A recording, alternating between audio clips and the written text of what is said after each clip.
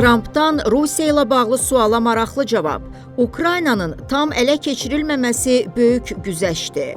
Amerika Birləşmiş Ştatları prezidenti Donald Trump Rusiyanın müharibənin dayandırılması üçün güzəştlərə getməyə hazır olduğunu açıqlayıb. Bu barədə dövlət başçısı Norveç baş naziri Jonas Gahr Støre ilə danışıqlardan sonra bildirib. Jurnalistlər Trumpdan sülhə yaxınlaşmaq üçün Rusiyanın hansı güzəştlərə getdiyini soruşublar. Müharibənin dayandırılması, bütün ölkəni ələ keçirməkdən imtina, kifayət qədər böyük güzəştdir deyə Amerika lideri bildirib. Amerika Birləşmiş Ştatları prezidenti sülhə nail olmaq üçün Ukraynanın öz ərazisinin bir hissəsindən imtina etməli olduğu mövqeyinə sadiq qalıb-qalmadığı sualına belə cavab verib.